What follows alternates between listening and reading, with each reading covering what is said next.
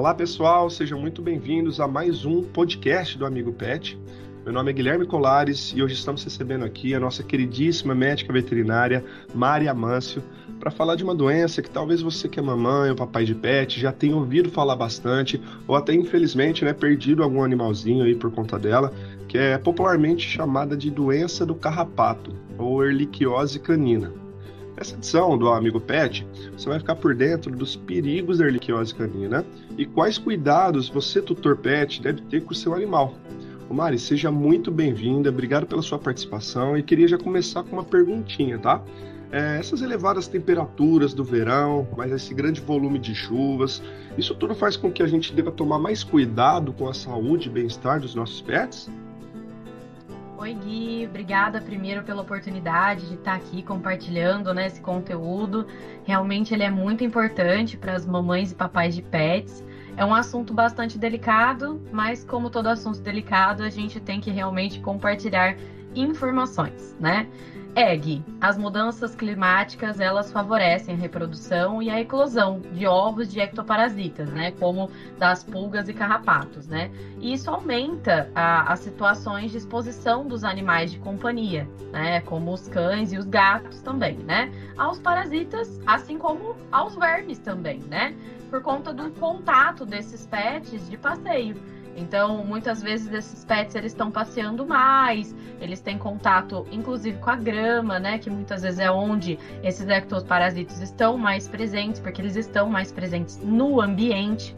E a erliquiose, ela é uma das principais doenças infecto-contagiosas e uma das principais que aparecem justamente no período do verão, sendo que a principal espécie que acomete são os cães e é a Ehrlichia canis, que é uma bactéria que é transmitida por meio da picada do carrapato, e afeta a célula sanguínea dos pets. Perfeito, Mari. Você poderia abordar um pouquinho mais sobre essa forma de transmissão aí para o pessoal que está em casa entender direitinho como que ela é transmitida para os cãezinhos? Claro, Gui. A transmissão em si, ela acontece por meio de um vetor, que no caso tem um nome esquisito, mas ele chama Rifcéfalos sanguíneos, tá? Que é mais conhecido popularmente como carrapato marrom. Eu acho que todo mundo em casa já deve ter visto um desse por aí, E é importante enfatizar que é uma zoonose, viu, Gui? Isso quer dizer que pode passar para nós, seres humanos também, ou seja, a gente também pode ser picado, por esse carrapato e também podemos adquirir a erliquiose, tá? Uma outra forma de transmissão também pode ser a transfusão sanguínea nos pets, Que não é muito comum, mas pode acontecer de ter, assim, algum caso ou outro, E é importante a gente sempre lembrar as mamães e papais de pet que não é necessário uma alta infestação de carrapato, Porque se a gente tiver esse animalzinho com um único carrapato que tiver infectado e esse carrapato infectado picar esse cão, ele já pode ser infectado com a erliquiose, com a doença do carrapato. E os cães infectados, eles podem desenvolver sinais clínicos ali de diversa intensidade, e apresentar esses sinais que dependendo da fase da doença ali que ele se encontra, Muito valiosas essas informações aí, Mari, principalmente se tratando de uma zoonose aí, para nós humanos também, A gente tem que ficar bem esperto e tomar muito cuidado. Agora, se tratando mais dos cães mesmo, que você comentou que a principal forma de transmissão é para os cães, eu queria entender o que essa doença apresenta algumas fases diferentes ou é a mesma fase após transmitir para os cães, no caso, eles vão apresentar os mesmos sinais por um tempo? Como que funciona, assim? Existem fases dessa doença?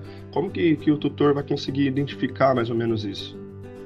Existe sim, Gui. Eu falo que às vezes a gente, o proprietário ele leva, o tutor ele leva no veterinário e muitas vezes são tantas informações que a gente acaba ficando um pouco confuso, E procuram-se informações em sites de busca, né? E aí acabam ficando mais confusos ainda. Mas elas são divididas em 3 fases, né? Que é a fase aguda, subclínica e a crônica.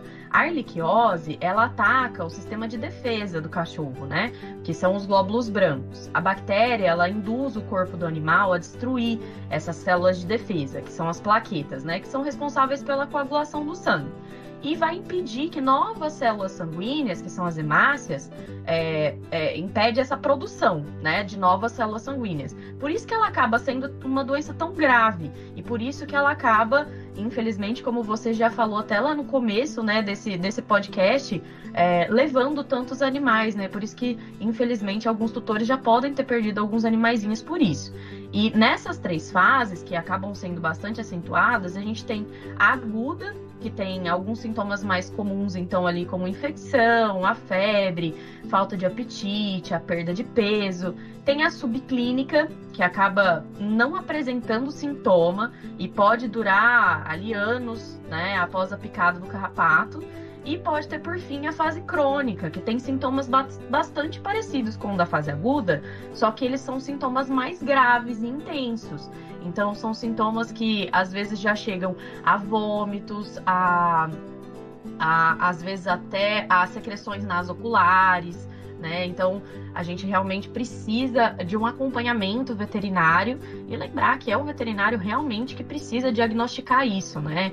E muitas vezes a gente em casa, às vezes, tenta fazer um diagnóstico e isso não é o mais correto, né? Não buscar em Google, né? Vamos levar ao veterinário de confiança para que a gente tenha certeza aí do melhor tratamento possível para o nosso amiguinho.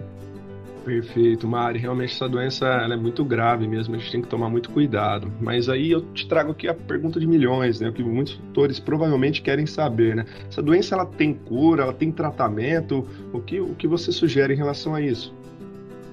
Sim, Gui, ela tem cura, tá? Ela tem tratamento, mas como eu disse, ela precisa ser diagnosticado por um médico veterinário, né? Que é um profissional, né? Que vai chegar à conclusão de acordo com o caso clínico.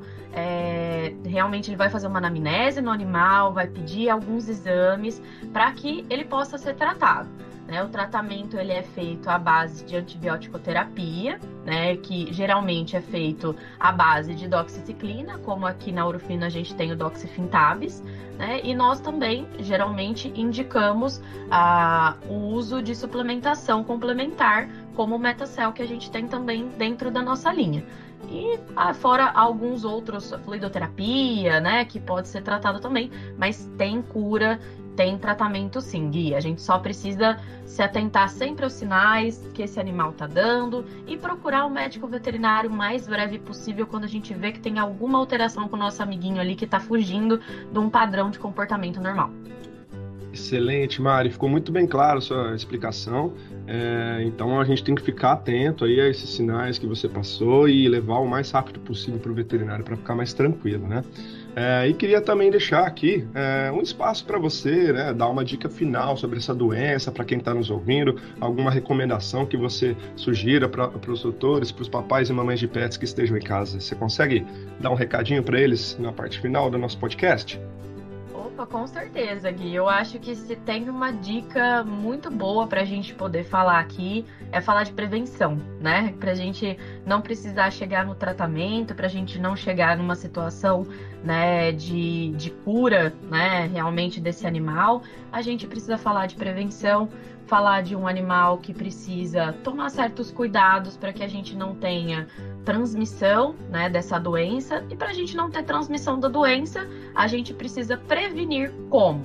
Com coleiras, a gente precisa prevenir com pipetas. Então, a gente tem dentro da nossa linha aqui da Urufino também a coleira livre e o Neopet, né, que a gente tem, que são pipetas anticarrapaticidas, e a coleira também.